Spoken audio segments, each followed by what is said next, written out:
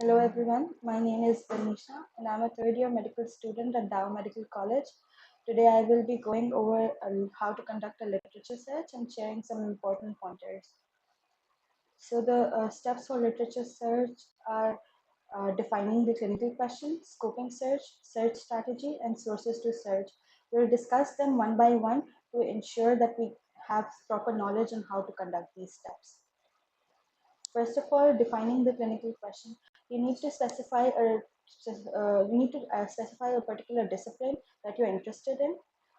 Then you have to identify a proper clinical question, and then you have to identify the clinical gaps that are relevant to it. So a narrow question will produce a very precise search result, but however, if you conduct it more narrow, if you make it more narrower, you'll have the chances to miss very important studies as well. A broad question may have false positive search results. That is why we need to specify the inclusion and exclusion criteria while defining the clinical question. For scoping, the second step is scoping search. For doing that, we have to search the literature through one or two databases. The most famous databases are PubMed, Medline, Scopus, Embase. Well, some of them are free, the others are not. Usually people recommend using PubMed, and that is the basic literature database. Systematic reviews may have differing inclusion and exclusion criteria for the studies included. So basically what you need to do is you have to specify a proper inclusion and exclusion criteria, and then make sure that the studies that you are including for your review do match the inclusion and exclusion criteria. The reviews may not be of the same quality. Some reviews might be poor and might not be published in well-known journals. Some might be of high quality and must be published in good journals. The included studies are not of the same quality, then you must conduct a quality assessment, but that comes later. Additionally, all studies can be heterogeneous or homogeneous. If the search strategy is of poor quality, original data are likely to have been missed and the search should not simply be updated. So for example, if you have a if you see a previous systematic review in your particular topic, you can go through it and identify if they have missed some gaps. If they have a poor search strategy, then you can likely update the systematic review. If not, then you must find another topic to work with. Third step is how to develop a search strategy. Search strategy is one of the most important things that will be entered into a particular database, and then you'll find results of the studies that you will be including. This will define how relevant the literature is. So make sure that the keywords that have to be searched are very precise and not too narrow. As mentioned, the search strategy needs to be detailed so that when you conduct the methodology, when you are writing down the methodology, it is reproduced the same way and exactly the same results are produced that you were hoping for. Strategy, how to develop it. First of all, important methodological considerations such as study design must be included in the search strategy. For example, if you're conducting a systematic review, you're more likely to consider adding trials or prospective or retrospective studies. So this is a particular study design, and you need to make sure that you have these in mind when you're doing the search, when you're conducting the search strategy. Dependent on the databases. For example, PubMed has many filters that can be used to search the literature. For example, they have filters such as RCTs or meta-analyses or systematic reviews that can be checked off and on for precise results. For searching a database, you have to first conduct the sources to search. Secondly, you have to identify the search terms. Third, you have to combine them. And fourth, you have to search for the filters. Sources to search, there are many databases that we can search for. Some of them are mentioned here: PubMed, Google Scholar, Medline, Embase, Scopus, and Cochrane. Although the most important one to be searched for is PubMed, but it is recommended that one uses at least 2 to 3 databases for proper literature search. Different databases have different standardized search terms that describe the same or similar concept. For example, bipolar disorder, bipolar depression, manic depressive psychosis, and mania all represent the same thing. But all of these would have to be added together to make sure that none of them are being missed out in a particular database. These standardized search terms are also called mesh terms, which means medical subject heading terms, and they narrow the search strategy. Something called combining the search terms is using keywords such as and or. So for example, if you are searching for two keywords that both need to be included in a particular search strategy, you would have to use something called and in between the search terms. If you're searching for something that is similar, like synonymous, you have to add a term called or. And if you're searching for something very specific, then you have to use the term not. For example, if you're searching for something called sepsis and hypertension, or shock and hypertension, these are two different search strategies, two different keywords, right?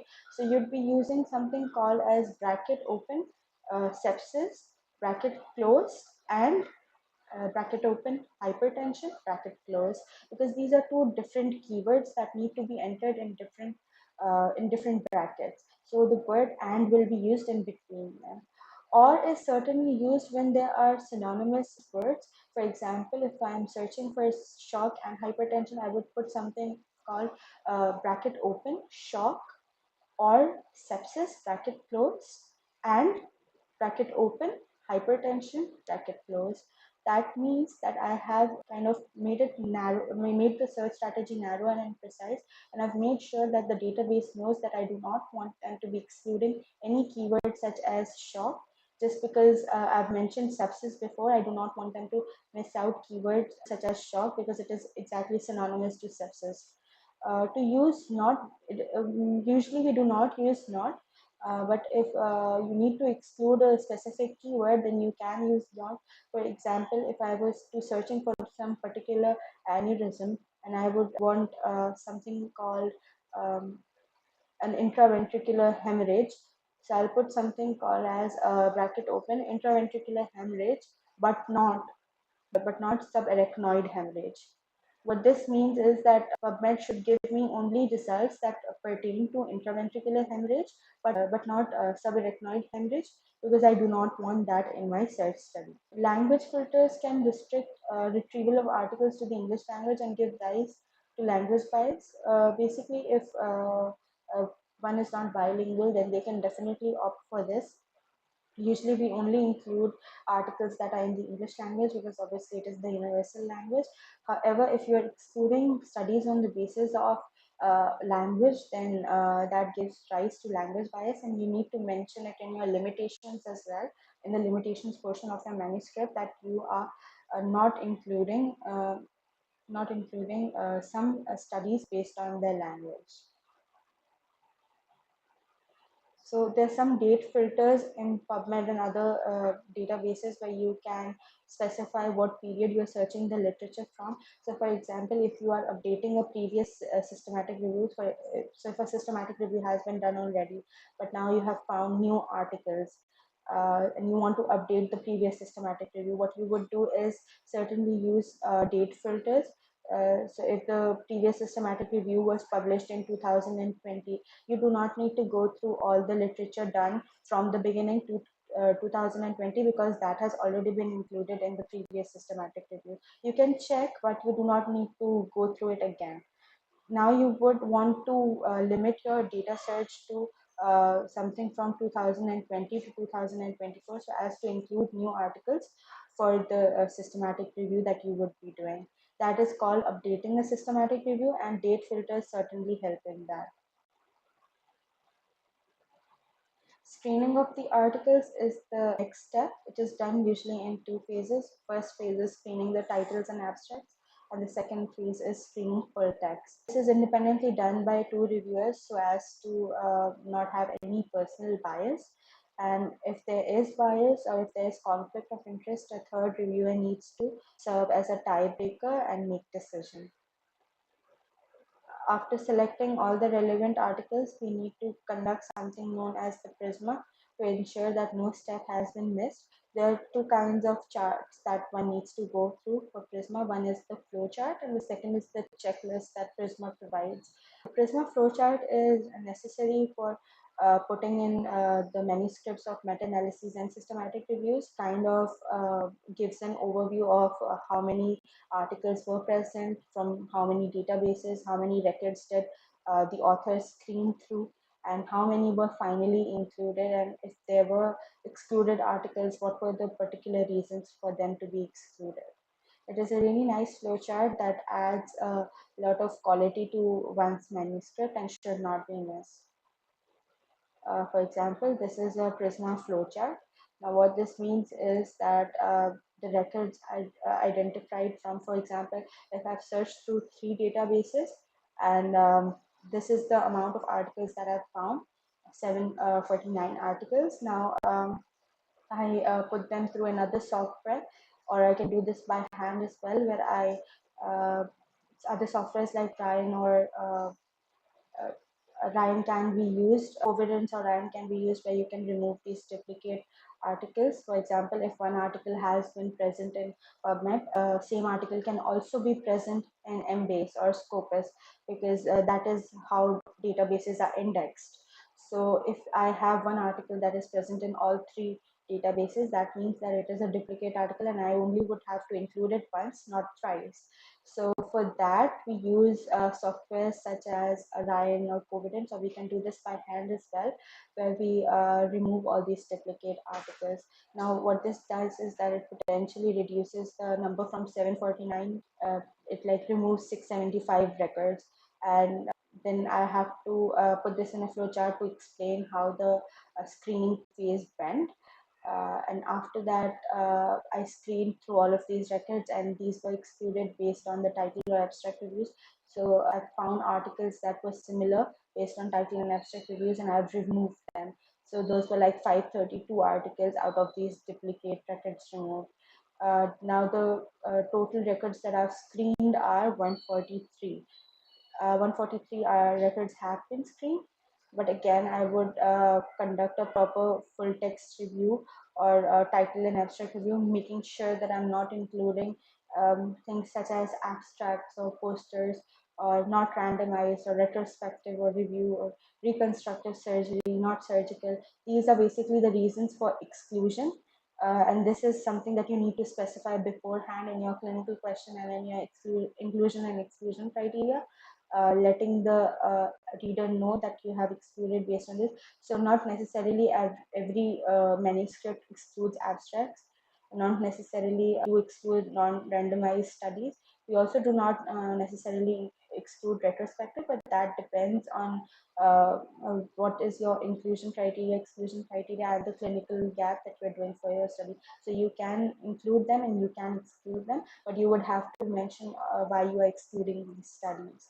So these are basically the reasons that the author has mentioned on excluding the particular records. Uh, Now we are left with around 69 studies. These have been assessed for eligibility. So what happens is that 2 authors undergo a full text screening process, and they're basically reading the entire manuscript to make sure that the original articles that they have included for their reviews completely match the inclusion and exclusion criteria, and they do not have any problem when they are conducting data extraction. So you can see that again for full text articles, 7 were excluded. Why? Because one of them did not have enough data. The other one had some problem in the control group. So like that, 7 articles were excluded from the full text review, hence confirming that we need to conduct the search process in 2 steps. If we would have not conducted the full text review, we would have included these 7 articles, which would have later on been removed in data extraction. So this is why we need to do the search process in 2 phases.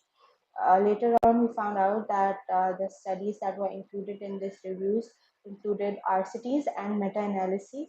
So there were like 53 RCTs and 9 meta-analyses that were included. Now this explains the entire process on why a Prisma flowchart is extremely necessary, because this shows your search strategy and your search process to the reader.